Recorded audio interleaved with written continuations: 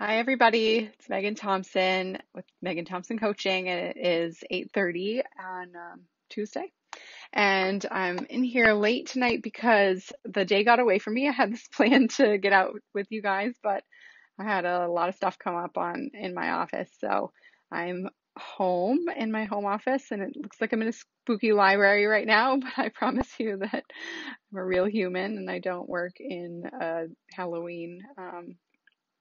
Halloween space, though it is happy October. Okay, all right, let's get back to business at this point. I'm here to talk about why sending your child to a therapist might be putting a band-aid on the problem. Um, this is a hard topic for me to talk about because I'm a therapist, right? And also a parent coach. So it's it's um it's important to me, and it's been something that I've been like swimming around in my head. It's a huge frustration that I deal with in my work and for a lot of parents who call me.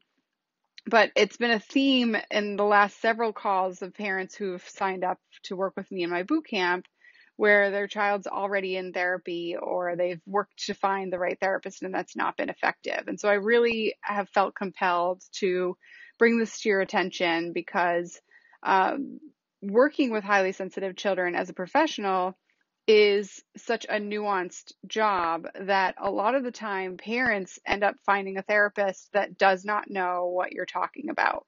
Um, you end up really struggling with this because you drop your kid off for therapy and there's a huge problem with that. Um, and I'll get into some of the logistics around what to do to address some of this. But the biggest struggle that I see lots of parents deal with is that when you drop your kid off, you're basically wishing and hoping that the relationship the therapist builds with your child heals the relationship that you know is broken, which is the one between you and your kid. And that leaves you with um a hope and a prayer at some point, waiting a time, month after month for success or for some progress. And therapy takes a long time. And so um it's really important to make sure that you find the right therapist and that the therapist knows what they're doing with highly sensitive kids, because without that, you can end up waiting for months or years even, dealing with this sense of like being a shit parent because you get the message that, oh, well, your kid's a perfect angel in my office. What are you talking about? Or, the school is saying they're a perfect angel. What are you talking about? Or the therapist is giving you lots of suggestions of what to do, what strategies to use at home, or just implement more structure or manage, chores more effectively or hold your child accountable. And you leave being like, WTH, do you understand the massive amounts of struggle that I deal with on a day-to-day basis just trying to get my kid to brush her freaking teeth, let alone, you know, cleaning up after him or herself and running through the weekly chores and things like that. A lot of therapists don't know what they're doing with highly sensitive children and don't even understand the concept of the personality. And that's one of the big reasons why I branched out into coaching, because I believe it's my duty to share the struggles that parents have and help parents nationwide, and eventually down the road, a hint, hint, train more therapists on what to do and what works. But I have big lofty goals of what will be effective, and because I know what I do is effective. But I have to pace myself with parenting a toddler, and running a private practice. So with all of that, I really think it's important for you to know that I know how frustrating this is for you, and that it makes sense that you're stuck in the situation and trying to figure out what to do next when you're getting the message that it's all your fault or that it's all your kid's fault. Um, the list goes on, and all of this shame and blame that just gets perpetuated by sending your child to individual therapy. If your kid's therapist does not know what to do with highly sensitive kids, it really, the efforts, and to be quite frank, are futile.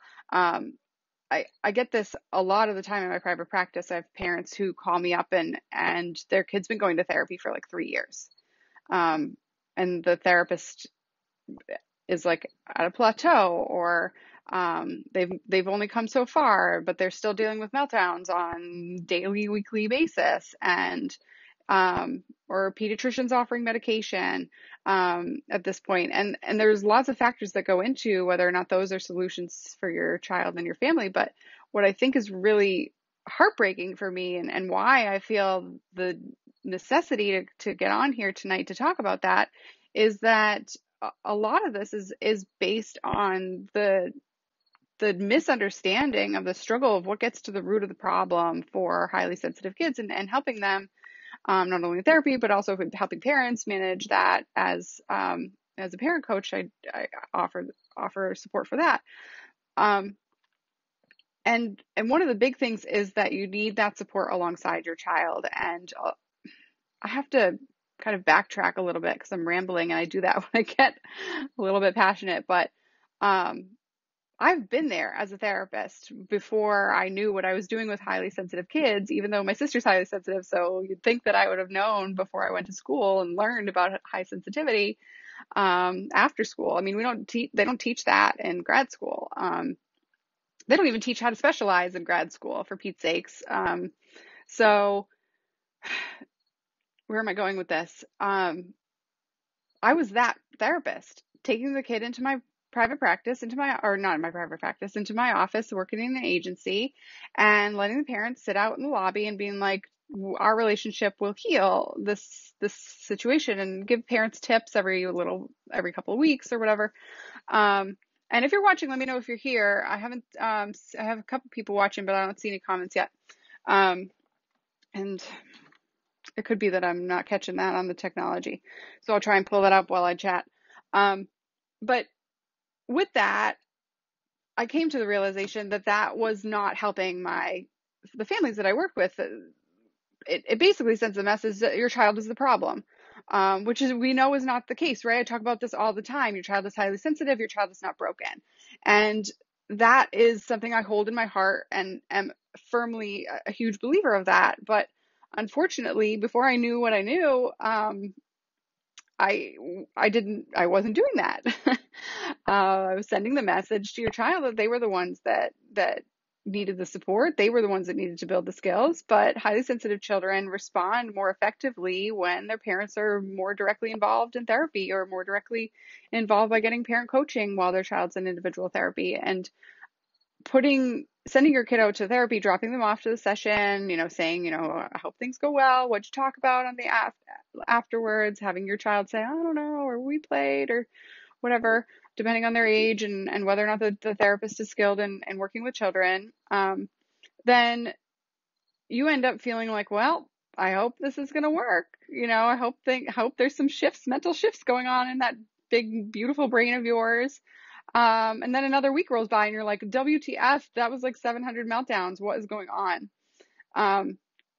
Does the therapist know what they're doing? And the struggle with that, and I have to be frank, is that if your child's therapist is not pulling you into sessions, then they probably don't know what they're doing with highly sensitive kids. And this is a tough thing for me to say, because like I said, I'm a therapist. I love teaching therapists. I love my profession.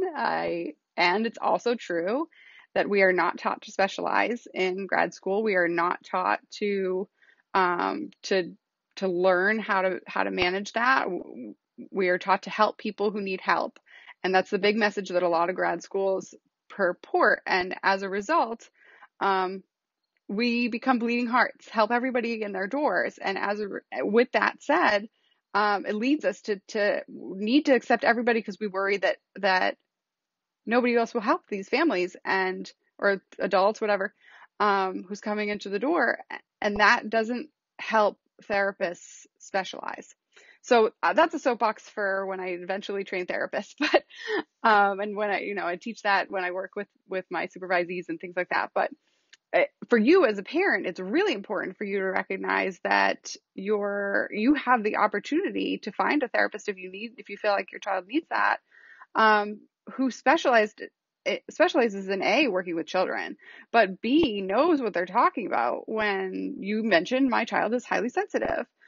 Because if they don't, run away. Like it's just not worth it. But it will just take forever. They might be an excellent therapist, so I'm not like knocking clinical skills here. I can't do that over Facebook. I'm not going to be able to evaluate anybody's clinical skills over Facebook. But I am on a soapbox in this respect because you deserve that support. You deserve support where the therapist is not going to say it's all your fault, or send the subtle message that it's all your kid's fault by pulling them into sessions forever. And so what does help? I guess I want to get to that as well. I want to take a minute to pull it up because it doesn't look like I'm seeing comments. I don't know if I know a couple of you are watching at this point, but I'm not seeing any comments, and I don't know if that's my technology or what. But I'm gonna see if I can find it on my phone. Here we go. What? Okay, all right. I'm seeing. Oh yes, hi Michelle, and Bliss says love this. Glad I'm hitting the nail on the head for you, Bliss. I know that's a big thing for you. So what does help? Okay. I'm going to try and narrow it down because I have so many things going on in my head about this. But number one, you need to be in therapy with your kid. Like you need to be in the session. That's a non-negotiable. So whether the therapist needs to build that relationship with your child, it really is the therapist, that needs to be a decision by the therapist as well as your child's needs and an assessment completed with your input in mind. So that's number one, because your highly sensitive child is not going to be able to generalize the skills taught in therapy without you being able to follow up on that.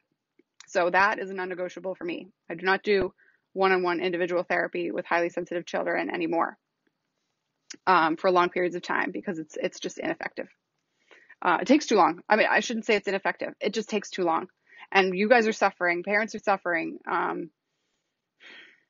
with these crazy Jekyll and Hyde meltdowns. To say that your child's crazy, but like it's just maddening, and that's too much. It's just way too much. Number one. Number two, you need to have strategies to make feelings fun, and that's a big thing that I teach a lot with my parents, whether that's in private practice or in my boot camp, is that we work on not only talking about feelings when your child is like on the edge of that ledge, ready to jump off, or has already jumped off, and you're spending like an hour at night just listening to their bleeding heart and trying to wrap them up in a neat little bow so that they go the F to sleep. Or when they're overwhelmed. I mean, the 700 million other times.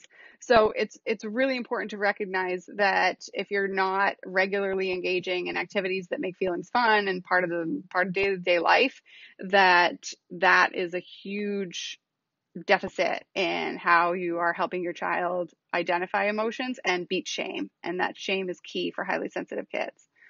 So those are my couple of tips for you. I'm willing to answer questions. I've got a little bit till my husband comes home with dinner because I am not cooking tonight.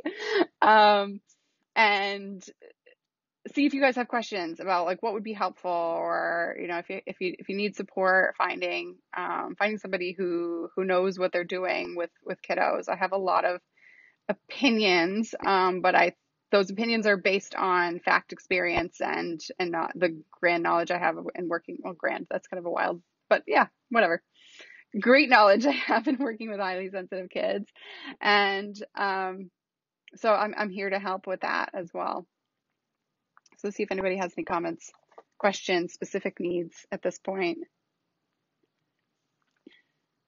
I'm pulling it up, see if I can find it in my private group because I'm also sharing it here. See if it's there. I'm going to take a drink of water too because I'm thirsty. See if that, okay. Not seeing any questions, just seeing like lots of loves and happiness. So I'm happy that that's helpful. I know there's a bit of a lag, so I'll give you guys another sec.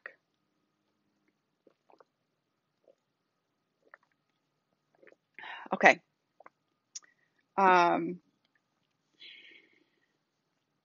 Michelle, I can help you. Are there others in the area who specialize in working with highly sensitive kids? I can help you find those resources if you need support with that. Michelle lives locally to me, but reach out to me in that respect, and I can support you with that. Um, it's a tricky wicket. There's a lot of therapists out there, kid therapists out there who are excellent kid therapists and really struggle to know what works and what works efficiently with highly sensitive kids. Um, I know I'm not alone in the world, so I can't, I have to say not that, but I can absolutely help um, find somebody or give pointers in that respect to my local community, to the global community. Play therapy needs to be a big thing, because highly sensitive kids, especially, but all children learn through play, and highly sensitive children need that barrier or buffer to learn through their experiences without feeling like they have to talk about what's going on. They need to have that opportunity to play effectively, um, to manage their own emotions and to experience the opportunity to try something new and manage frustration in a new way without having to talk about it and then practice at home. Um, so play therapy is a big one for me to make sure that you have a therapist who's trained in play therapy.